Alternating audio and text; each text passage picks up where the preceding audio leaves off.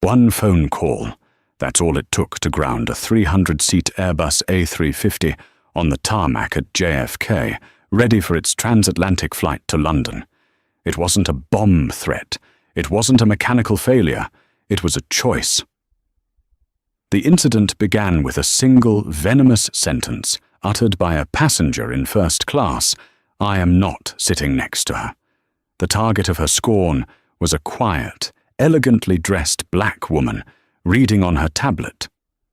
What the angry passenger didn't know, what the airline was about to learn the hard way, was that her new seatmate wasn't just another traveler.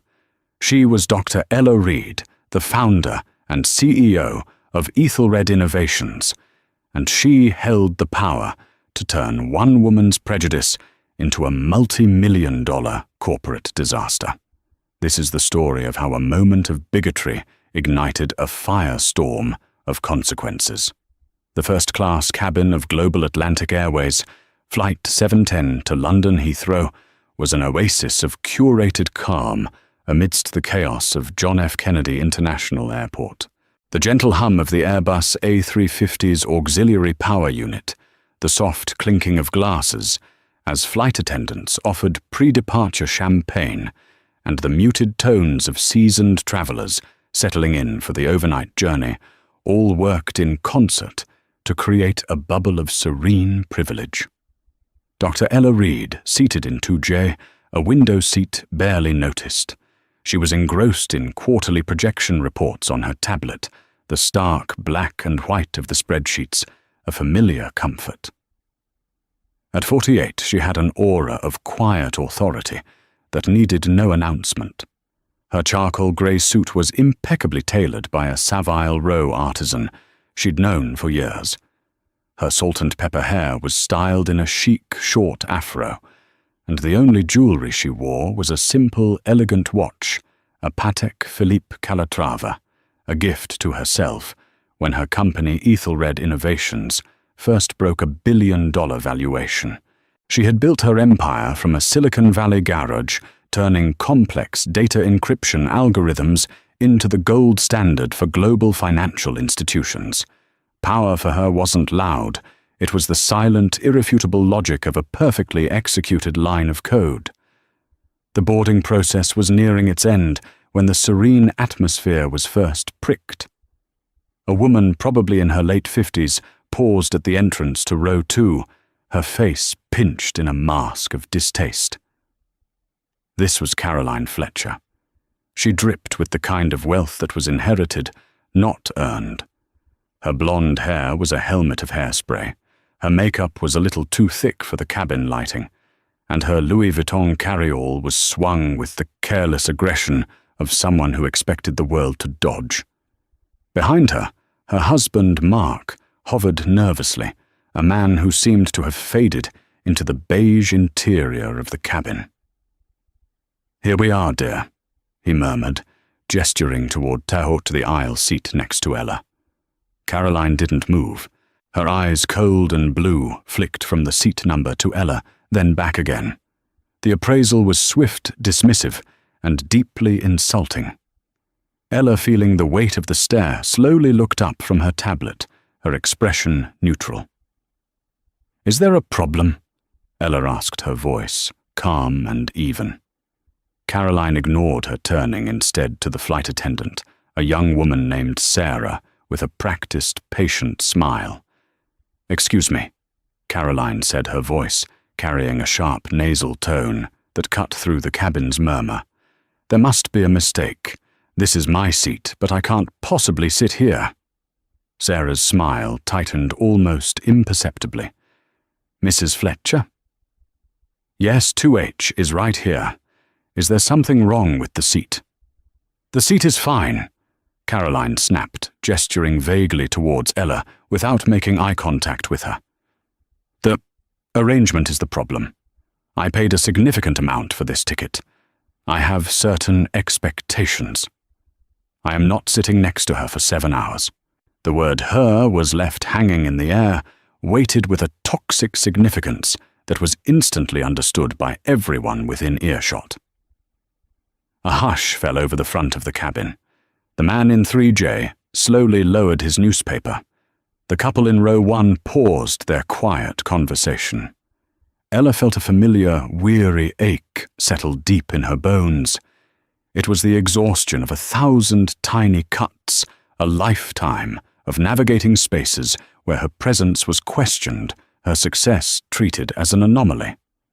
She had chaired board meetings with dismissive old guard patriarchs, negotiated hostile takeovers with Wall Street sharks, and stared down government regulators. Yet here in the manufactured civility of a first-class cabin, she was reduced to an arrangement. Sarah, the flight attendant, was clearly flustered. Her training manual had procedures for unruly passengers, medical emergencies, and security threats. It had no chapter for this quiet, suffocating bigotry. "Ma'am," she began, her voice trembling slightly, "all our first-class seats are occupied. This is your assigned seat." "Then unassign it," Caroline demanded, her voice rising. "Find me another one, or move her." She finally looked at Ella, a sneer twisting her lips. Perhaps she'd be more comfortable in the back of the plane. Mark Fletcher shifted his weight, his face turning a blotchy red. "Caroline, please, just sit down," he whispered, tugging at her sleeve. She shook him off violently. "Don't you Caroline me, Mark. You know I have that important meeting with the Sterling Group in the morning. I need to rest. I will not be made uncomfortable." Ella slowly placed her tablet on the small table beside her. She unbuckled her seatbelt and stood up her 5'9" frame, seeming to command the space. She was not angry. Anger was a hot, messy emotion. What she felt was a cold, precise clarity, the same clarity she felt when identifying a fatal flaw in a piece of code. This wasn't a social faux pas. It was a system error, and it needed to be debugged. She looked directly at Sarah. "The passenger in 2H has stated she will not sit next to me because of my race. This is a violation of your airline's own carriage contract, not to mention federal law. What is the procedure for handling a passenger who is causing a disturbance and espousing discriminatory behavior before takeoff?"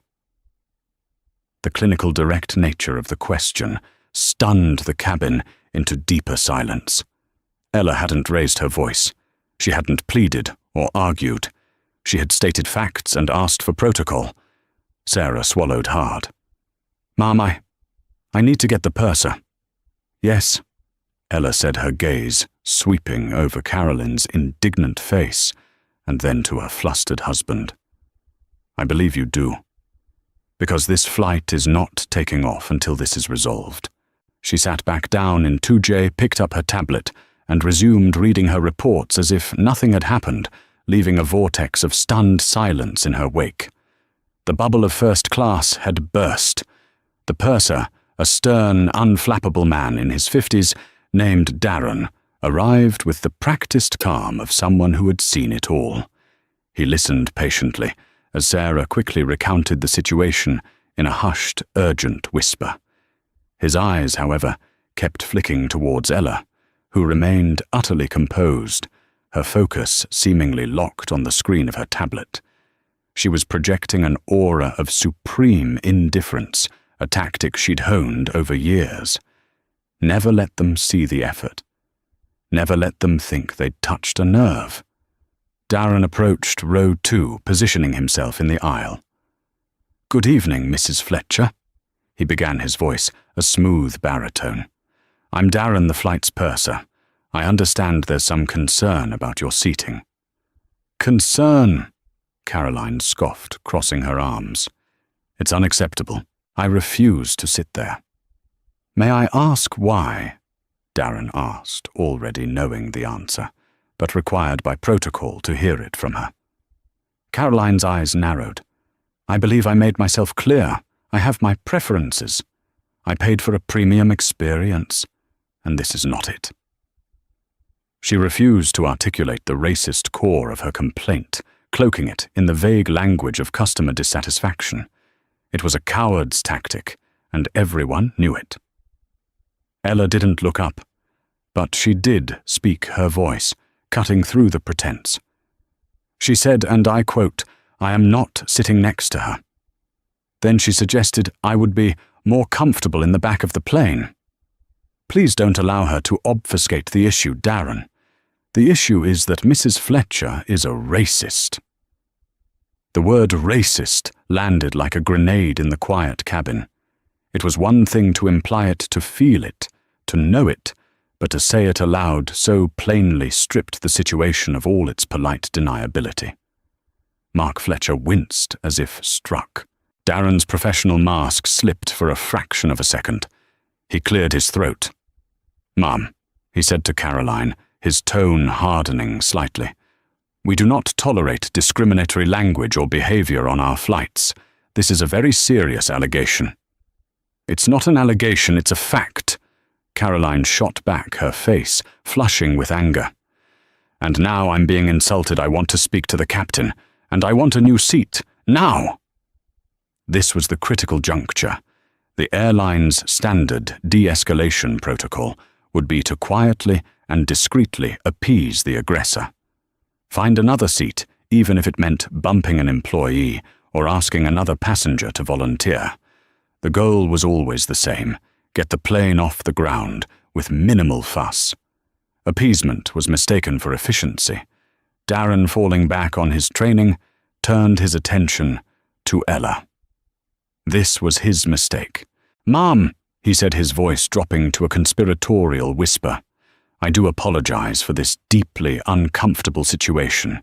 We have one other seat available in first class 1A. It's a single seat. Perhaps for your own comfort you would be willing to move. We would of course offer you a voucher for your trouble." Ella finally put her tablet down. She turned her head and looked at Darren, and for the first time, the calm in her eyes was replaced by a flash of glacial fire. "Let me see if I understand you correctly," she said, her voice dangerously soft. "This passenger has created a disturbance based on racial prejudice. She has insulted me and violated your airline's policy, and your solution is to reward her by giving her the seat she wants, and to inconvenience me, the victim of her abuse, by asking me to move." Darren's face paled. Phrased like that, the absurdity and injustice of the protocol were laid bare.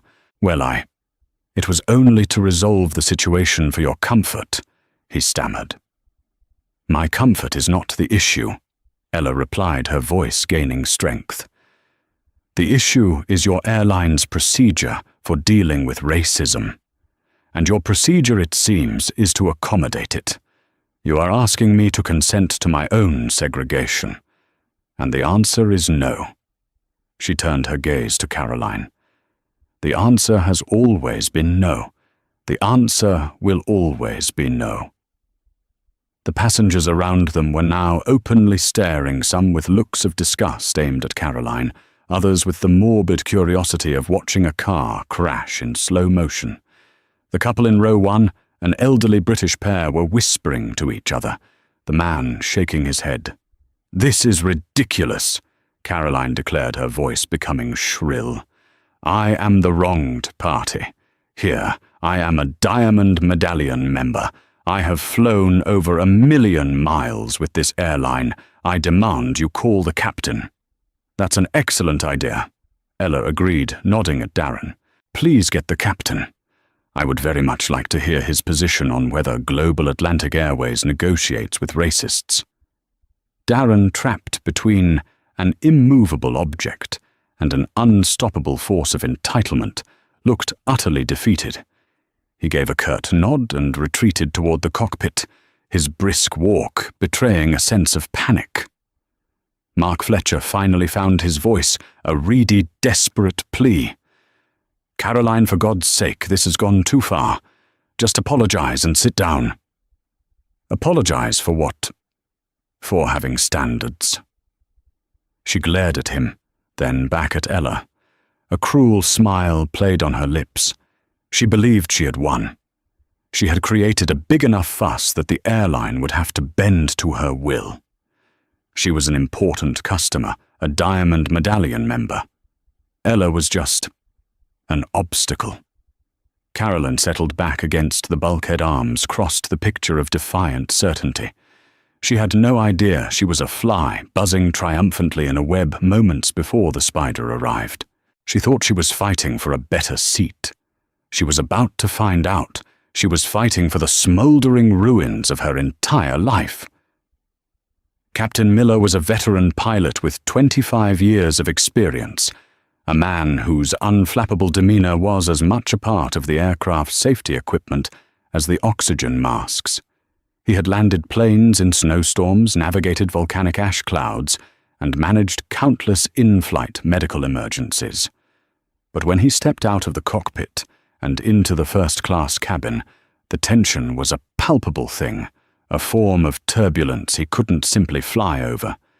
He was tall and silver-haired, his crisp white uniform radiating authority. His eyes, however, held a weary pragmatism. He listened to Darren the purser's summary with a grim expression, his gaze sweeping over the key players, the defiant Mrs. Fletcher, her wilting husband, and the impossibly composed Dr. Reed. Mrs. Fletcher, Captain Miller began his voice calm, but with an undeniable edge of command. "I'm Captain Miller. I have been informed that you are refusing to take your assigned seat." "I am," Caroline confirmed, emboldened by the arrival of what she considered the final arbiter. "And I have been treated abysmally by your staff." "You were asked to take your seat. That is standard procedure," the captain stated flatly. "The issue, as I understand it, is your objection to sitting next to this passenger." He gestured towards Ella. "I have my preferences," Caroline repeated the bland euphemism, now sounding utterly pathetic. The captain was not interested in games. "Ma'am, let me be perfectly clear. This aircraft is a common carrier.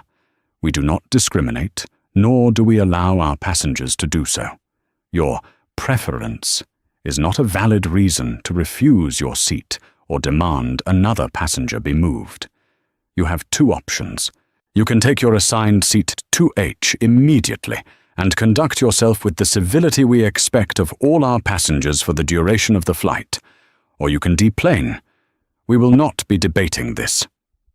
The finality in his tone sent a ripple of shock through the cabin. This was not the negotiation Caroline had expected. Her face, a mask of indignant rage, began to crumble. "Deplane, you can't be serious. I have a multi-million-pound deal to close in London tomorrow. My company has an exclusive corporate account with this airline." Ella, who had been watching this exchange with detached interest, felt a sudden sharp pang of irony. A corporate account. The woman was trying to leverage a minnow against a whale, completely unaware of the ecosystem she was in.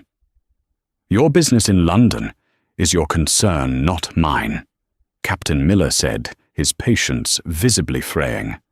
"My concern is the safety and security of this flight and everyone on it. A passenger causing a disturbance before we've even pushed back from the gate is a security concern. So I will ask you one last time, are you going to take your seat?" Caroline stared at him, her mind racing. The public humiliation, the direct defiance of her will, the sheer injustice of it all in her warped worldview was too much. Her pride, a brittle and oversized thing, would not allow her to back down. "This is outrageous," she hissed. "I will be filing a formal complaint. I will speak to my lawyers. You will be hearing from Robert Fletcher of Fletcher & Sons Realty." The captain simply nodded to Darren. "Inform the ground crew. We have a passenger deplaning." He then turned to address the cabin. "Ladies and gentlemen, I apologize for the delay. We have a minor issue to resolve, and we will be on our way shortly." It should have ended there. By all airline logic, it was over. The problem passenger would be removed. The flight would depart 20 minutes late, and the incident would become a line item in a post-flight report. But as Darren and another flight attendant moved to escort a sputtering Caroline and her mortified husband from the plane, Ella spoke again, her voice cutting through the rising murmur of the other passengers. "Captain Miller," she said, her tone polite but firm. The captain turned, surprised. "Yes, ma'am. Removing her is a solution to your problem," Ella said. "It allows your flight to depart. It does not solve my problem." Miller looked confused. "Ma'am, the situation has been handled.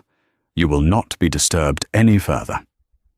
"My problem," Ella continued as if explaining a complex theorem to a student, "is that I am a client of your airline.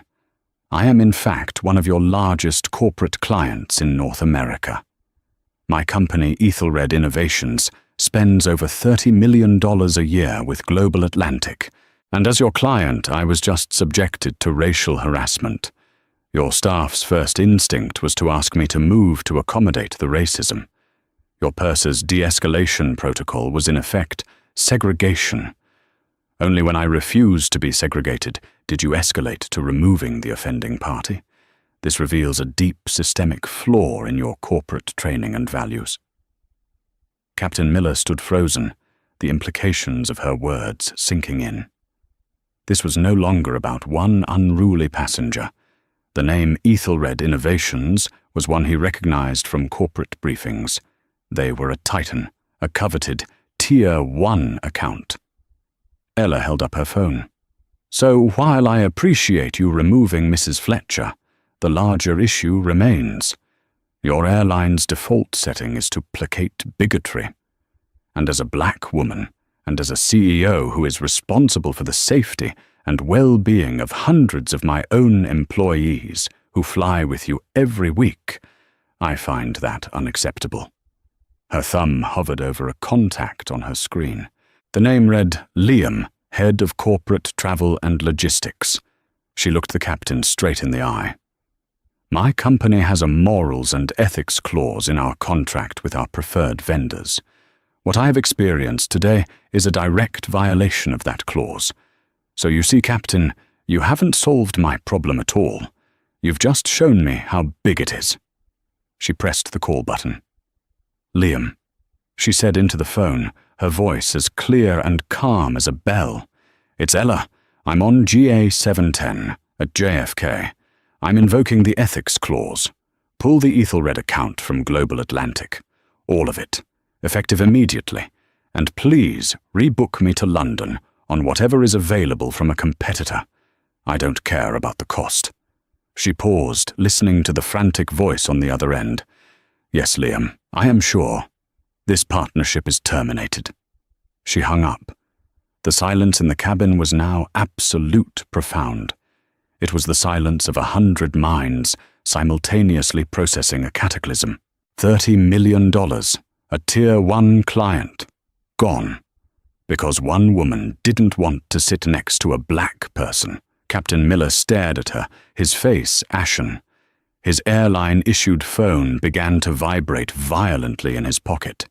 He knew with dreadful certainty who was on the other end. It wouldn't be the gate agent. It would be a frantic vice president from corporate headquarters in Atlanta. The problem wasn't solved. It had just gone nuclear. The call to Captain Miller's phone was as he'd dreaded from the Network Operations Center in Atlanta, but the voice on the line wasn't a VP. It was the Director of Operations himself, a man named Henderson, whose voice was usually a laconic southern drawl, but was now a high-pitched squawk of panic.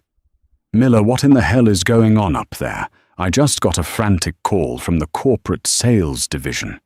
Ethelred Innovations just pulled their account. The entire $30 million account. Their guy Liam, something said it was due to a catastrophic service failure and ethics violation on your flight. Talk to me now." Miller, standing in the galley to have a semblance of privacy, explained the situation in clipped professional tones. The refusal to sit, the passenger's racist undertones, the attempt to move Dr. Reed, her refusal, his decision to deplane the Fletchers, and then the call. There was a long silence on the other end of the line, filled only with the sound of what Henderson was probably imagining, stock prices tumbling, heads rolling. "Captain," Henderson finally said, his voice strained. "The Fletchers are off the plane, correct? They are with ground security now." "Yes," Miller confirmed. "And Dr. Ella Reed is still on board." "She is." "Hold the aircraft at the gate. Do not move. Do not make any further announcements. A senior vice president of customer experience, a man named George Wright, is en route to the aircraft now. He will be there in 5 minutes. Your new priority, Captain, is not flying this plane to London. It is keeping Dr. Ella Reed from walking out that door." Miller hung up, a cold dread seeping into his stomach. He was no longer a pilot in command of a flight. He was a warden in command of a very expensive hostage he didn't even realize he was holding. He walked back into the cabin. The atmosphere was thick with confusion and resentment. Passengers were murmuring, checking their watches, their patience wearing thin. Ella, for her part, looked perfectly serene. She had sent a few more texts and was now browsing the in-flight movie selection, as if deciding which film to watch on a flight she had no intention of taking. It was a masterclass in psychological warfare. She was demonstrating with her every action that the chaos unfolding around her was the airline's problem, not hers. 5 minutes later, George Wright, the SVP, hustled onto the plane. He was a man in an expensive but now rumpled suit, his face glistening with sweat from his frantic sprint across the terminal. He bypassed the flight attendants and made a direct line for 2J, his face arranged in a mask of profound apology. "Dr. Reed," he began, his voice slightly breathless. "I'm George Wright, Senior Vice President for Global Atlantic. On behalf of the entire airline, I want to offer my deepest, most sincere apologies for what you have experienced today. It is unacceptable. It is inexcusable. And it is not who we are." Ella looked up from the screen, her expression unreadable. "Mr. Wright, your airline has already shown me exactly who you are. You are an organization whose first response to racism is to accommodate it. You failed. Your purser failed. Your policies failed. And we will fix it," Wright pleaded, crouching slightly in the aisle to be at her eye level. "I have already spoken to our head of training. The purser Darren is being suspended pending a full investigation. We will be rewriting our de-escalation protocols tonight. Dr. Reed, Ella, what can we do to make this right? To keep your business?" "You can't," she said simply. "This isn't about a voucher or a lifetime supply of frequent flyer miles, George. This is about principle. A principle you violated. The call has been made. My head of logistics is already block booking our transatlantic executives on Delta and British Airways for the next quarter. The contract is terminated." Wright looked desperate. $30 million was more than a rounding error. It was a catastrophic loss that would trigger investor inquiries and board-level inquests. Heads would roll, and his would likely be the first. "Please," he said, his voice dropping. "Just tell me what you want. Anything."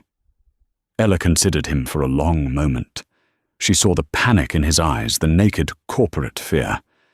She could ask for anything. She could demand he fire the entire flight crew. She could demand a public apology printed in the Wall Street Journal. But that was about revenge, and this was about consequences. "What I want," she said slowly, "is for you to understand the cost of your failure. Right now, there are nearly 300 people on this plane who are late. They are going to miss connecting flights, business meetings, and family events. They are going to be angry and inconvenienced. And I want you to tell them exactly why." Wright stared at her, uncomprehending. "What do you mean?" "I want the captain to make an announcement," Ella clarified. "He will not say it's due to unforeseen operational issues or a problem with the passenger manifest. He will tell them the truth. He will say, "Ladies and gentlemen, this flight has been cancelled because a passenger engaged in racist abuse of a fellow traveler, and in the process revealed a systemic failure in our airline's policies, which has now resulted in the termination of a major corporate contract." He will tell them the truth. All of it. Wright looked like he was going to be sick. Such an announcement would be a PR nightmare of epic proportions. It would be on social media within seconds, a self-inflicted wound that would bleed for weeks. I don't think I can authorize that," he stammered. Ella simply shrugged. "Then my decision stands and I will be deplaning. You can explain the cancellation however you wish." She began to gather her things. Faced with two impossible choices, admit public fault or guarantee the loss of the Ethelred account, Wright made a calculation. The public admission was disastrous, but it was survivable. The loss of the contract and the subsequent revelation of why it was lost was a firing offense. He nodded slowly, his face grim. "Okay, we'll do it." He turned and walked toward the cockpit, his shoulders slumped in defeat. A minute later, the captain's voice came over the intercom, but the usual confident cadence was gone. It was replaced by a hesitant, strained tone. "Ladies and gentlemen, your attention, please." He cleared his throat. "I have an announcement. This is highly unusual. Tonight's flight, 7:10 to London, Heathrow is being cancelled." A wave of groans and angry shouts swept through the aircraft. "The reason for this cancellation," the captain continued, his voice heavy with resignation, "is due to a discriminatory incident in the first-class cabin. A passenger refused to sit next to another passenger due to their race. The subsequent handling of this incident by our airline has brought to light a significant failure in our corporate policies. This failure has resulted in the immediate termination of a major corporate partnership with our airline. As a result, we are unable to operate this flight. We are grounding the plane. All passengers must deplane and see a gate agent for rebooking options. We are profoundly sorry." The plane erupted into chaos. It was a cacophony of outrage, disbelief, and confusion. In the middle of it all, Dr. Ella Reed sat calmly watching the fallout. She had not cancelled the flight. Caroline Fletcher's bigotry had cancelled the flight. The airline's flawed policies had cancelled the flight. Ella had simply sent the bill. With one call, she had turned a quiet act of racism into a 300-person, multi-million-dollar spectacle of accountability. For Caroline Fletcher, the world had shrunk to the brightly lit, sterile confines of the Global Atlantic Airways Customer Resolution Office near Gate B24. The term was a cruel joke. Nothing was being resolved. She and a shell-shocked Mark had been led there by a stone-faced security agent, their luggage unceremoniously dumped beside them. For the first hour, Carolyn had been a storm of righteous fury. She demanded to speak to George Wright, the SVP. She threatened lawsuits.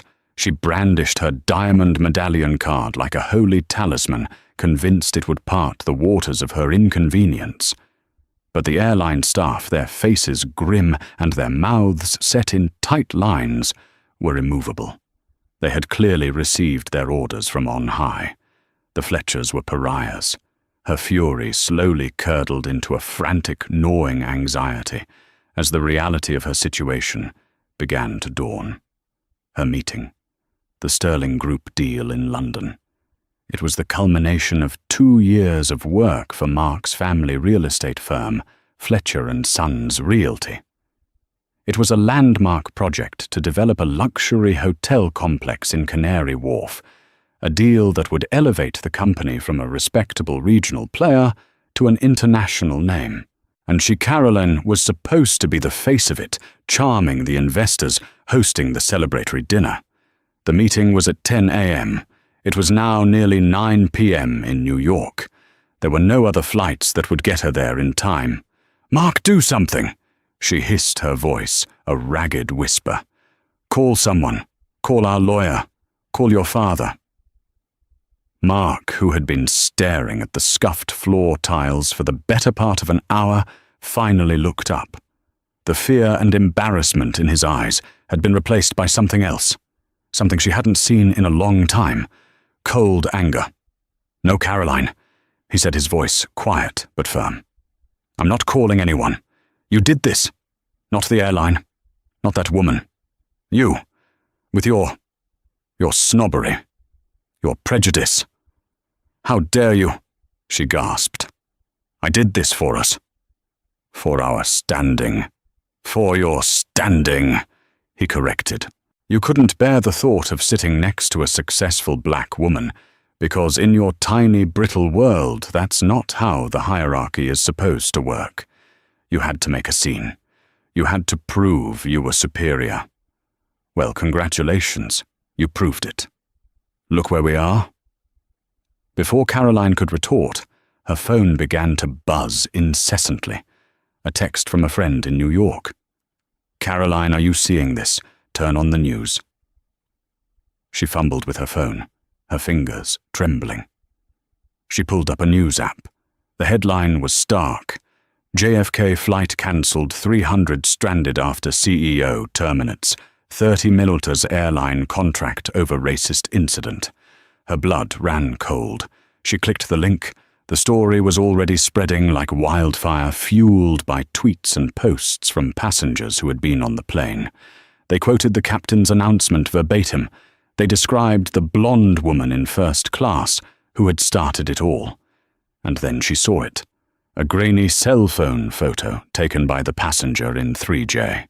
It was a picture of her standing in the aisle, arm-crossed face, contorted in a sneer, arguing with the flight attendant. Her face, her expensive, tasteless scarf, her identity was plastered all over the internet. Within minutes, the online sleuths had done their work. Her name, Caroline Fletcher, was trending. Then came the name of her husband's company, Fletcher & Sons Realty. Then her country club. Then the board of the charity she chaired. Her entire, carefully constructed world was being dismantled, tweet by tweet. The door to the small office opened. It was a different airline representative this time, a woman with a weary official air. She wasn't holding a new set of tickets. She was holding a letter. "Mr. and Mrs. Fletcher," she said, her voice devoid of emotion. "This is a formal notice. Due to the events on board Flight 710, you have both been permanently banned from flying with Global Atlantic Airways and all of our partner airlines. Your medallion status has been revoked. Furthermore, the corporate account for Fletcher & Sons Realty has been flagged for review and is hereby suspended pending termination." Caroline felt the air leave her lungs. The family company's corporate account suspended. It was their lifeblood for business travel. "You can't do that," Mark stammered. "We've been with you for 30 years.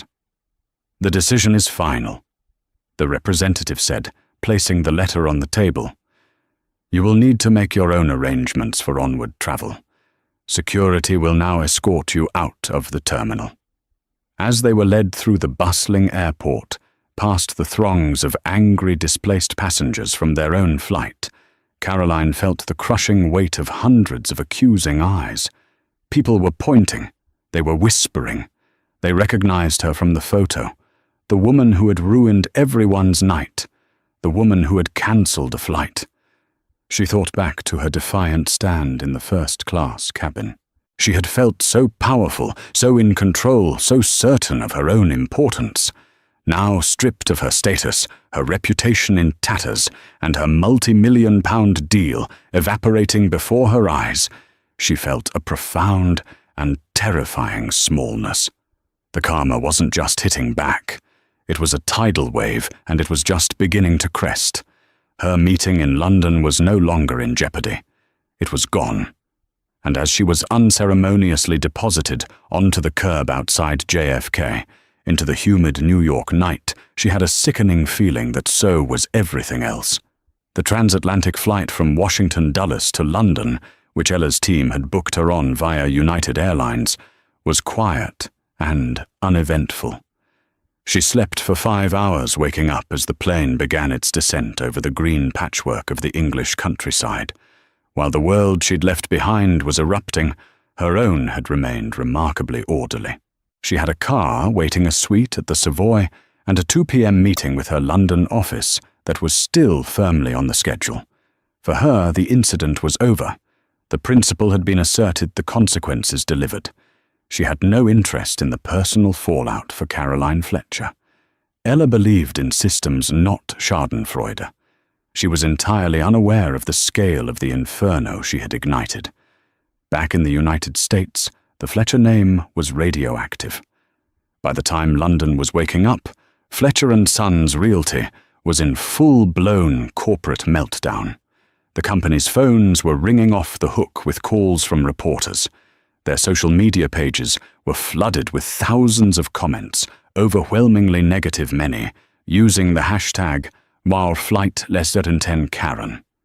Their Yelp and Google review scores had plummeted to 1 star, filled with scathing one-line reviews from people who had never been their clients but had seen the news.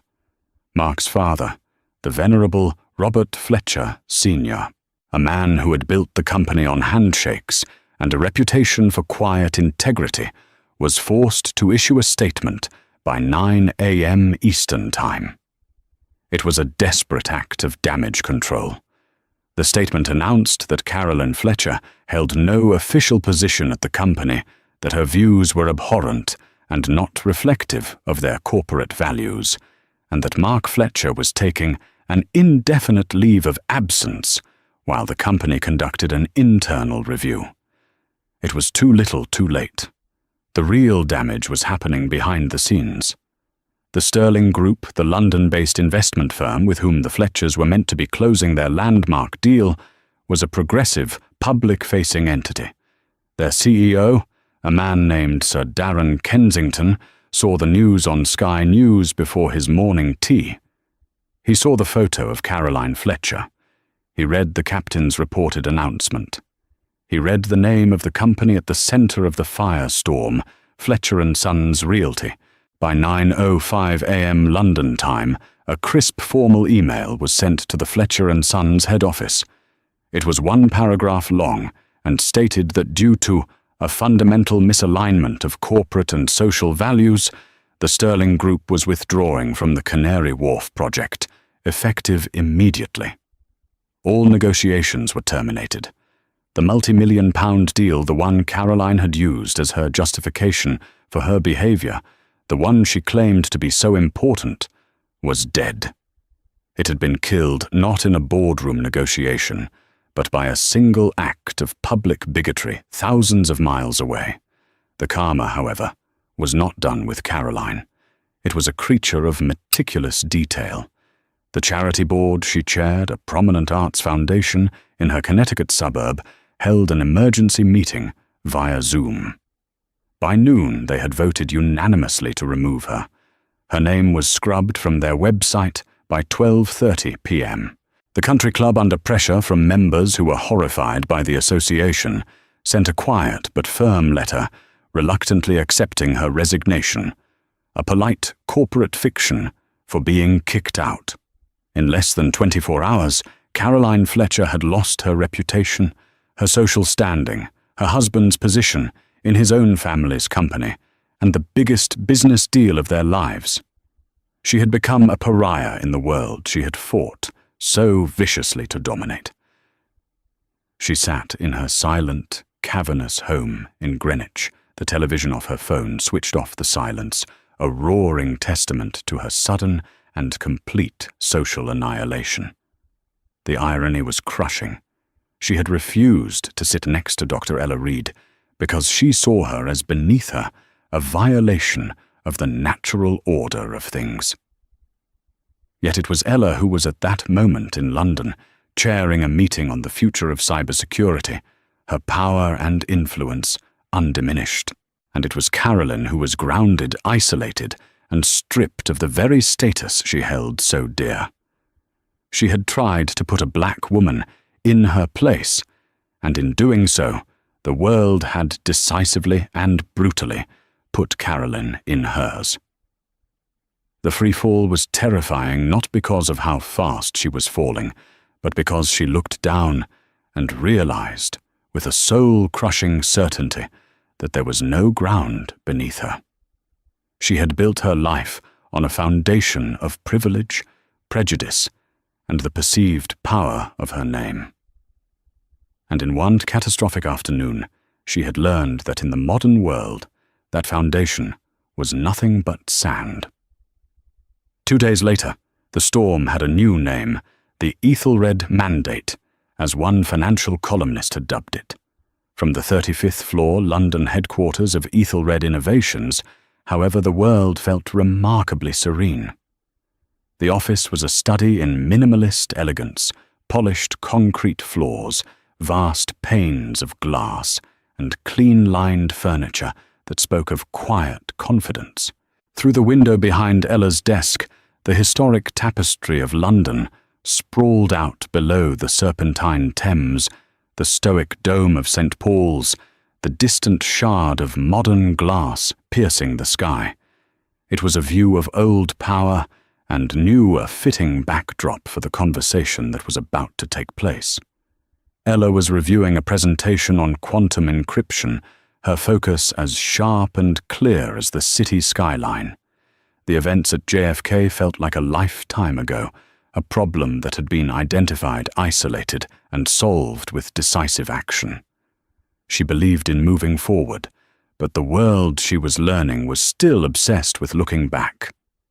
Liam, her head of corporate travel, burst into the room, his tie slightly askew, and his face a mixture of exhaustion and exhilaration. He was clutching a tablet that seemed permanently attached to his hand. "They're not giving up, E," he said, forgoing any formal greeting. "Global Atlantic. It's becoming unhinged." Ella looked up, a flicker of amusement in her eyes. "Define unhinged, Liam." "Okay, so the 6 executive calls and the offer of a lifetime of free travel credits was just the appetizer." He began pacing in front of her desk. "This morning, George Wright, the SVP from the plane, emailed me directly. They are now offering to make an 8-figure donation to the United Negro College Fund in your name. They are also offering to create a Dr. Ella Reed Scholarship for aspiring female pilots. And this is the best part they have proposed, christening the next A350 in their fleet the Spirit of Ethelred." Ella let out a short, sharp laugh. It wasn't a sound of triumph, but of sheer disbelief. The Spirit of Ethelred. After they treated its founder like a second-class citizen, the audacity is almost impressive. "It's desperation, pure and simple," Liam said. "Their stock took a 3% hit yesterday. Horse boycott Global Atlantic is still trending. The story has been picked up by every major news outlet on the planet. They see you as the only person who can stop the bleeding." He paused, his expression shifting from frantic to serious. "What should I tell them?" "You will tell Mr. Wright that his airline is not for sale, and neither is my principal's." Ella stated her voice, losing its humor and taking on a cool, final tone. "Tell him that a company's values are not a line item in a crisis management budget. They can't buy their way back into our good graces, because this was never about money or perks. It was about respect. They failed that test spectacularly. The partnership remains terminated." Liam nodded, typing furiously on his tablet. "Understood. Message sent." He looked up, a shadow of concern crossing his features. "But it's not just them. The narrative online is getting complicated. For every 10 people calling you a hero, there's one calling you an elitist tyrant." Ella leaned back in her chair, steepling her fingers. She had anticipated this. Go on. The arguments are coalescing around a few points, Liam explained, swiping through his screen. One, that you, a wealthy CEO, used your immense power to punish 300 ordinary people, making them miss weddings and funerals just to prove a point. 2, that you were just as bad as Caroline Fletcher, escalating the situation instead of showing grace. The 2 wrongs don't make a right. They're saying you could have just moved seats and filed a complaint later. He was giving voice to the whispers of dissent the contrarian takes, designed to muddy the clear waters of right and wrong. Ella listened patiently, her expression unreadable. She had faced far more hostile arguments in boardrooms. When he finished, she was silent for a long moment, her gaze fixed on the city below. They misunderstand power, she said finally, her voice soft but resonant. They see it as a bludgeon, something to be wielded for personal gain. I have never seen it that way. I see it as a responsibility. I see it as a tool. She turned her gaze back to Liam. Let's address their points. Shall we? 1, did I punish 300 people now? The moment Mrs. Fletcher refused to sit, she took the flight hostage with her bigotry. The moment the flight crew offered to move me, they became her accomplice. The moment the captain was called, the flight schedule was already in jeopardy. All I did was expose the rot that was already there. Their inconvenience is a direct symptom of a disease created by prejudice and enabled by corporate cowardice. I was not the cause. I was the diagnosis. She stood up and began to walk toward the window, her presence filling the room. I remember being 22, a junior programmer flying to my first big tech conference in Dallas. I was in coach middle seat. The man next to me spent the first hour making comments about affirmative action, loudly telling his friend that people like me were taking jobs from more qualified candidates. I sat there for 3 hours, burning with shame and anger, my fists clenched so tight my knuckles were white. I said nothing. I did nothing. I had no power. I just absorbed it. That's what people in my position, what women, what people of color are expected to do every single day. Absorb it. Keep the peace. Don't make a scene. She touched the cool glass of the window. I am not 22 anymore, Liam. I am not powerless. The grace my critics speak of, the grace of moving seats, of filing a quiet complaint that would have ended up in a forgotten file, is the same as the silence I was forced into all those years ago. It is the grace of self-abnegation. And I will not do it. Not anymore. As for their second point, that 2 wrongs don't make a right, she continued, turning back to him, her eyes blazing with intensity. They are correct, but inaction in the face of injustice is not a neutral act. It is a third wrong. It is consent. My choice wasn't between escalating and de-escalating. It was between confronting a wrong and condoning it. I chose to confront it. She walked back to her desk and picked up her tablet. This was never about me or my ego. This was for that 22-year-old version of myself. It was for every quiet, brilliant engineer at my company who has ever been made to feel small. When Ethelred signs a contract with a vendor, we are entrusting them with our people. Global Atlantic proved they were not worthy of that trust. So I took our people back. This wasn't a tantrum. It was an extraction. She looked Liam directly in the eye. The price of doing business with Ethelred Innovations is dignity. It's respect. It's non-negotiable. Global Atlantic failed to pay. Caroline Fletcher failed to pay. They have learned in a very public and painful way that there are consequences for that failure. The price was $30 million and a cancelled flight. A price I would authorize again tomorrow without a moment's hesitation. The finality of her words hung in the air. This was the Ethelred mandate. It wasn't just a reaction, it was a doctrine. It was the codification of her long journey from that powerless girl in a coach seat to the woman who could ground a fleet. The story would fade, but the principle would remain etched into the corporate memory of an entire industry. The price of dignity was absolute, and Dr. Ella Reid had just finished teaching the world a masterclass in how to calculate it. The story of Flight 710 is a stark reminder that in our interconnected world, actions have consequences that ripple far beyond our immediate surroundings. It wasn't just about one woman's prejudice.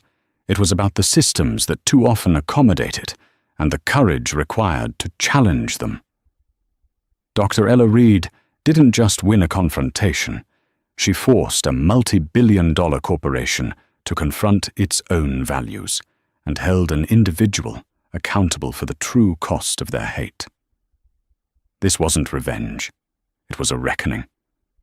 If this story of hard karma and principled stands resonated with you, let us know in the comments below. What part of this story stood out to you the most? Drop a karma in the comments if you believe that actions should always have consequences. And if you want to hear more true life stories of drama justice and the powerful forces that shape our world, don't forget to hit that like button, share this video with someone who needs to see it, and subscribe to the channel for more content just like this. Thank you for listening.